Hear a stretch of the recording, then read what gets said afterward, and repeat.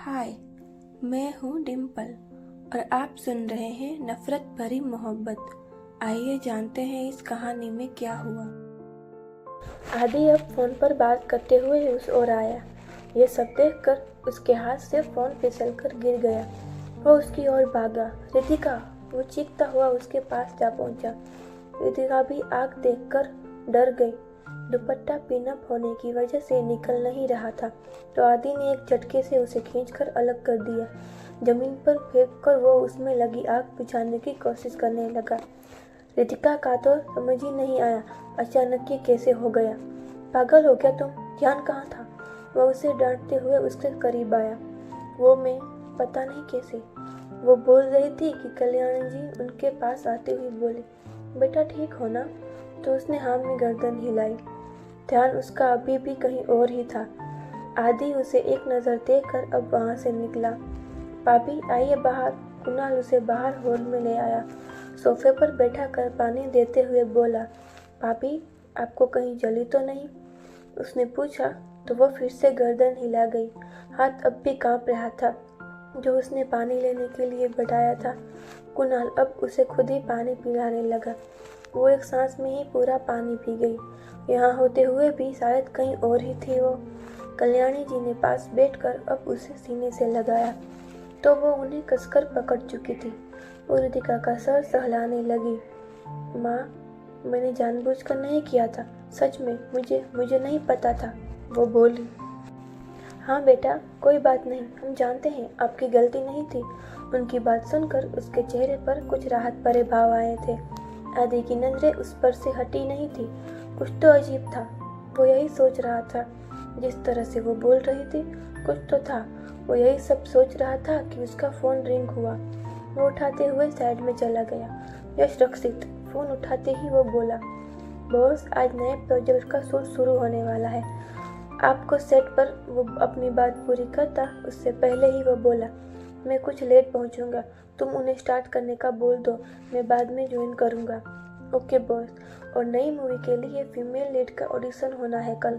आपने कहा था रिमाइंड कराने को। या आई नो, शूट अटेंड करने के बाद ऑडिशन ज्वाइन करूंगा मैं। बाकी टीम को बोलना कुछ शॉर्ट लिस्ट करे, उनमें से आकर फाइनल करूंगा। वो बोला और फोन रखकर वापस हॉल में आया। वो अब भी कुछ ठीक लग रही थी। कल्याणी जी से वापस किचन में जाने की जिद कर रही थी और वो उन्हें कन्विंस भी कर चुकी थी। जैसे ही उन्होंने हाँ कहा, वो मुस्कुराती हुई उनके गाल पर किस कर चुकी थी और जल्दी से किचन की ओर भागी। आदि ने उसे देखकर नामे गर्दन हिलाई और अब अपने कमरे में चला गया। कुछ देर बाद ही वो रेडी होकर आया। कैमल कलर के लूज फिट ट्राउजर, उस पर व्हाइट टी शर्ट और व्हाइट स्नीकर्स, बहुत स्टाइलिश लग रहा था। वो अब जैसे ही दरवाजे की ओर बढ़ा, कामिनी जी की आवाज आई, ब्रेकफास्ट करके जाओ। माँ लेट, वो बोल ही रहा था कि वो फिर बोले, रितिका की पहली रसोई है, उसने बनाया है, आकर बैठो, बाद में जाना। तो वो अब आकर डाइनिंग टेबल पर बैठा। मेन चेयर पर कामिनी जी बैठी हुई थी और वह उनकी एक साइड, दूसरी साइड कुणाल अपनी जगह ले चुका था। रितिका बेटा तुम भी बैठो। रितिका ने जब बोल लाकर टेबल पर रखा तो कामिनी जी ने उससे कहा। रितिका अब इधर उधर देखती हुई कुणाल के पास वाली चेयर खींचकर बैठी। भाई आज आपका टर्न है, कुणाल बोला तो वो उसे घूरते हुए ही उठा। बदले में उसने अपने दांत दिखा दिए। आदि अब सबको बारी बारी सर्व करने लगा। रितिका की तो आंखें बड़ी हो गई। वो तब तक उसे देखती रही जब तक वो वापस बैठ ना गया। उसने अब नजरें नीचे कर अपनी प्लेट में देखा तो वो उसे भी सर्व कर चुका था। वाह भाभी, बहुत टेस्टी खाना बनाया है आपने। और ये हलवा, क्या टेस्ट है भाभी, आपके हाथ दीजिए। बोलते हुए वो उसके हाथ अपने हाथ में ले चुका था। वो उन्हें चूमते हुए बोला, भाभी बहुत ज़्यादा अच्छा बना है। उसकी बात सुनकर रितिका के चेहरे पर मुस्कान आ गई। हाँ बेटा, सच में अच्छा बना है, कल्याणी जी बोली और साथ में ही अपने हाथ में पहने सोने के कंगन उतारकर उसकी ओर बढ़ाती हुई बोली, ये पहली रसोई का तोहफा। नहीं माँ, मैं कैसे, मतलब इसकी ज़रूरत नहीं। वह बोली कि कल्याणी जी उसे आंखें दिखाती हुई बोली, लो चुपचाप। भाभी ले लो वरना मोम का चंडी रूप बाहर आ जाएगा। वो हंसता हुआ बोला कि कल्याणी जी ने उसे बुरी तरह घूरा तो वो चुप हो गया। रितिका ने अब वो ले लिया। कुणाल ने भी उसे एक लेटेस्ट आईफोन गिफ्ट किया। अब बारी आदि की थी।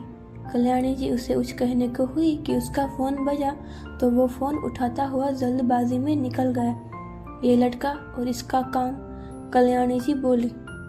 रात को जब वो घर लौटा तो काफ़ी देर हो चुकी थी। डिनर वो करके ही आया था तो सीधा अपने कमरे की ओर बढ़ा। कमरे में आते ही उसके कदम कुछ ठहरे।